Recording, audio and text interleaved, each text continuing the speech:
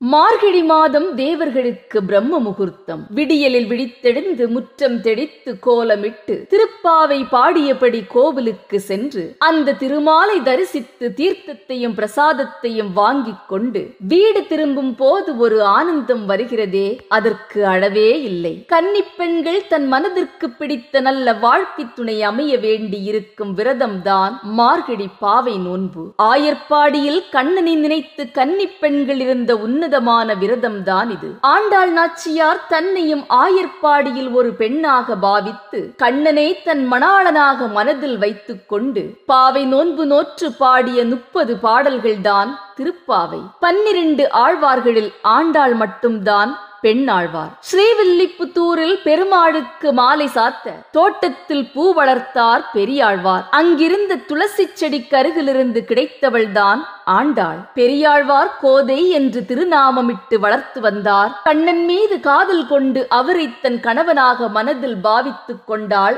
ஆண்டாள். கண்ணனுக்கு அருகே மனைவி போல் நின்று அழகு பார்ப்பாள். பெரியாழ்வார் பெருமாளுக்கு கொண்டு வரும் மாலையை தான் சூடிய பிறகுதான் கண்ணனுக்கு சூடுவாள். பார்த்த பெரியாழ்வார் அவளை கண்டித்தார். கனவில் வந்த கண்ணன் கோதை சூடிய மாலைதான் எனக்கு சூட வேண்டுமென சொல்லி மறைந்தார். குழம்பிப் போன பெரியாழ்வார் அப்படியே செய்தார். கண்ணனையே ஆண்டதால் அவளுக்கு ஆண்டாள் என்று பெயர் வைத்தார்கள். மார்கழி மாதம் குளிர்காற்று வீசும் அதிகாலை நேரத்தில் எழுந்து ஆற்றங்கரைக்கு சென்று நீராடி அந்த பரந்தாமனை வணங்கச் செல்லுவோ வாருங்கள் என்று அழைக்கிறாள் ஆண்டாள். மணலினால் பாவை செய்து அதை பார்வதி தேவியாக பாவித்து பூஜை செய்து உள்ளமும் உடலும் தூய்மையாக்கி இந்த பிறவி பயனை அடைய வழி சொல்கிறாள் ஆண்டாள் நாச்சியார். மார்கழியில் சிவபக்தர்கள் திருவெம்பாவை பாடி அந்த சிவபெருமானை வழிபடுவது வழக்கம். மார்கழி நோன்பு நோற்றால் நாட்டு மக்கள் நலமாக வாழ முடியும் என்பதுதான் ஆண்டாள் நாச்சியார் கூறும் செய்தி. ஓங்கி உலகடந்த உத்தமன் பெயர் பாடி நாங்கள் நம் பாவைக்கு சாற்றி நீராடினால் தீங்கின்றி நாடெல்லாம் திங்கள் மும்மாறி பெய்து ஓங்கு பெருஞ்சென்னல் ஊடு கயலுகள பூங்குவளை போதில் பொறிவண்டு கண்படுப்ப தேங்காதே புக்கிருந்து சீர்த்த முலை பற்றி வாங்க குடம் நிறைக்கும் வள்ளல் பெரும்பசுக்கள் நீங்காத செல்வம் நிறைந்தேலோர் எம்பாவாய். திருப்பாவையின் முதல் பாடலில் வைகுண்டத்தில் இருக்கும் பெருமாளை எடுத்துச் சொல்கிறாள் ஆண்டாள் நாச்சியார். 2வது பாடலில் உலக மக்களை காக்க பார்கடலில் யோக நித்திரை செய்யும் வியூகமூர்த்தியான பரந்தாமனை பற்றி பேசுகிறாள். 3வது பாடலில் பெருமாளின் வாமன அவதாரத்தை பற்றி சொல்கிறாள்.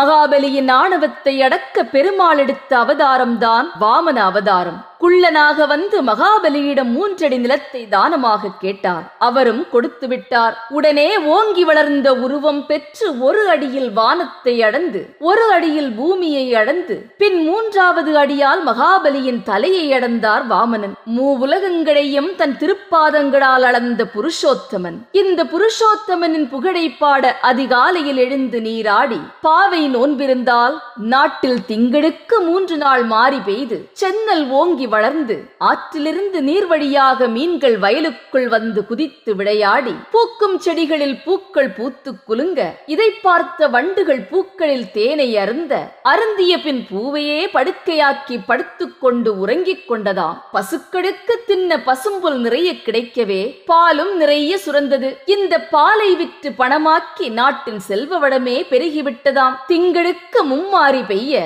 பாவை நோன்பு நோற்கலாம் வாருங்கள் என்று கன்னிப் பெண்களை அழைப்பது போல் ஆண்டாள் நாச்சியார் இந்த பாடலை அமைத்திருக்கிறாள். மணிவாசகர் மார்கழி மாதத்திற்கென்றே திருவாசகத்தில் திருவெம்பாவையை எழுதி வைத்திருக்கிறார். முத்தன்ன வெண்ணகையாய் முன்னின்று எதிரெழுந்தன் அத்தன் ஆனந்தன் அமுதனென்ற உள்ளுரி தித்திக்க பேசுவாய் வந்துன் கடை திறவாய் பத்துடையீர் ஈசன் பட அடியீர் பாங்குடையீர் தெடியோம் புன்மை தீர்த்து ஆட்கொண்டார் பொல்லாதே எத்தோ நின் அன்புடமை எல்லோம் அறியோமே சித்தம் அழகியார் பாடாரோ நம் சிவனை இத்தனையும் வேண்டும் நமக்கேலோர் எம்பாவாய். முத்து போன்ற பற்கடையுடைய பெண்ணே, நீ சிரிக்கும் போது என்னே அழகு. போன வருடம் அதிகாலையில் எழுந்து நீராடி அந்த பரமனை துதிக்க வந்து விட்டாய். இந்த வருடம் உனக்கு என்ன ஆயிற்று?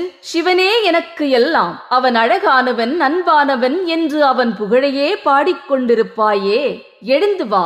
ஐயோ, தெரியாமல் பேசிவிட்டேன், என்னை மன்னித்து விடுங்கள். இப்போதுதான் நான் சிவபக்தியில் புதிதாக வந்து கொண்டிருக்கிறேன், என்னை திட்டாதீர்கள். ஆம், உன்னை பற்றி எங்களுக்கு தெரியும், நீ நல்லவள்தான்.